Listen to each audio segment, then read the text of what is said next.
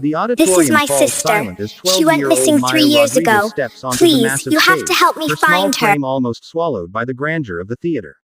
She's wearing a simple white dress that her grandmother had sewn for her last birthday, the delicate lace trim catching the stage lights. In her left hand, she clutches a faded photograph so tightly that her knuckles have turned white. The four judges lean forward in their seats, intrigued by the unusual sight of this nervous child who seems to be carrying the weight of the world on her young shoulders.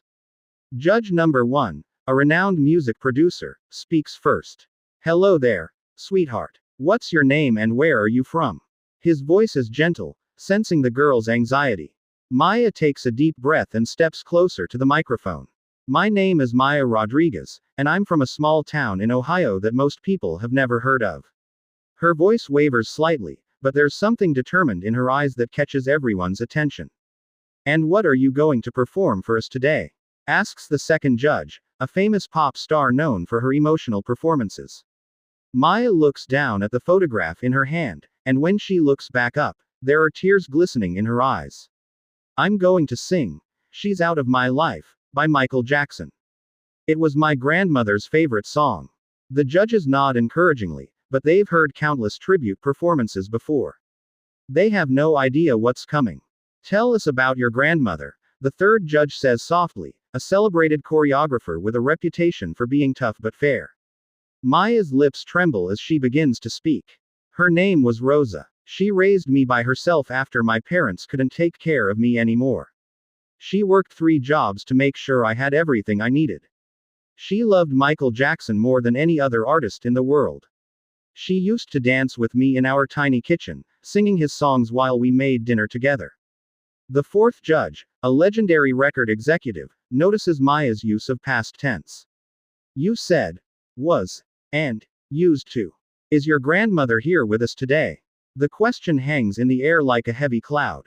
Maya shakes her head slowly, and a single tear rolls down her cheek. She passed away 3 weeks ago. She had been sick for a long time, but she never wanted me to worry. She made me promise that I would still audition for this show, even if she wasn't here to see it.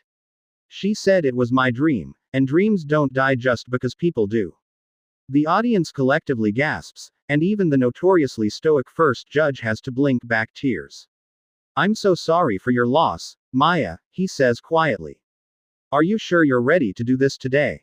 Maya nods firmly, her jaw set with a determination that seems far beyond her years. I have to. I promised her. And I need her to know that everything she did for me mattered. That I'm going to make something of myself because she believed in me. The judges look at each other, communicating silently. They've seen many emotional backstories, but something about this little girl's raw grief and courage has already touched them deeply. Whenever you're ready, says the pop star judge, her own voice thick with emotion. Maya walks to center stage and places the photograph carefully on the floor in front of her, positioning it so her grandmother's smiling face looks up at her. She closes her eyes and takes 3 deep breaths. The music begins, those haunting first notes of one of Michael Jackson's most emotionally powerful ballads.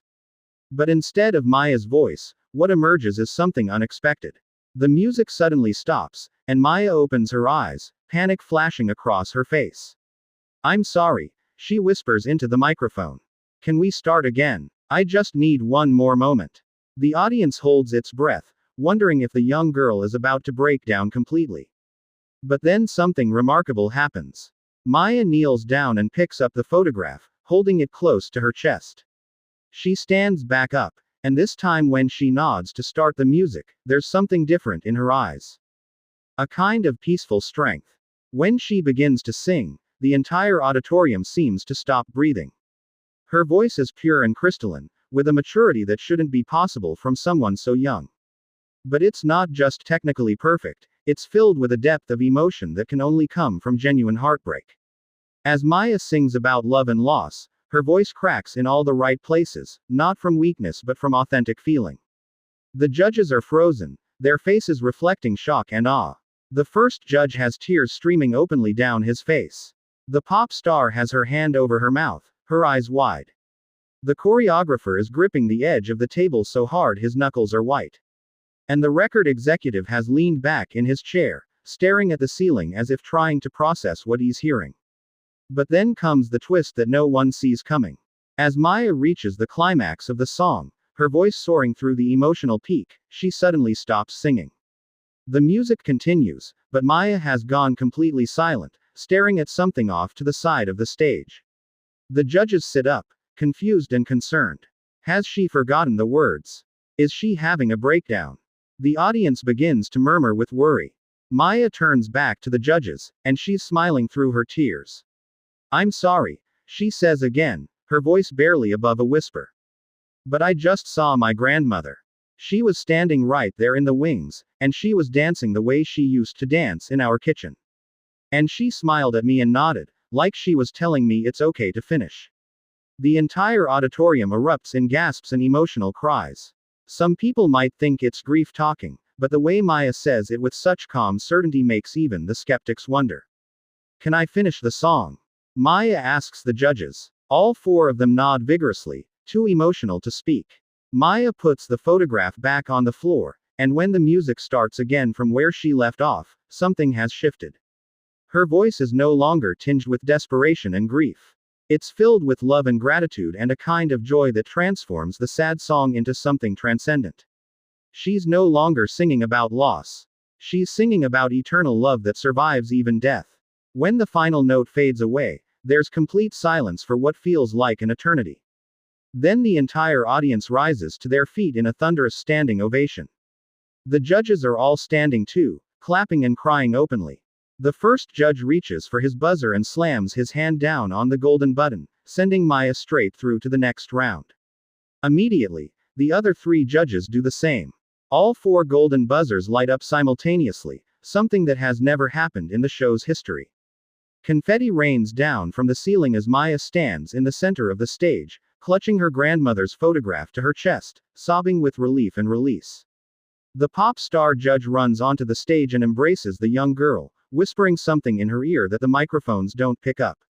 When they pull apart, Maya is smiling through her tears, and she looks up at the ceiling and mouths the words, "Thank you, Grandma." Later, backstage, Maya reveals another twist. Her grandmother never knew she had entered the audition. Maya had kept it a secret because she didn't want to disappoint her if she didn't make it. The plan was to surprise her with the news if she got through. Now, Maya believes her grandmother knows anyway, watching from somewhere beyond. And in Maya's heart, that performance wasn't just an audition. It was a final gift to the woman who gave her everything, a way of saying goodbye and thank you all at once.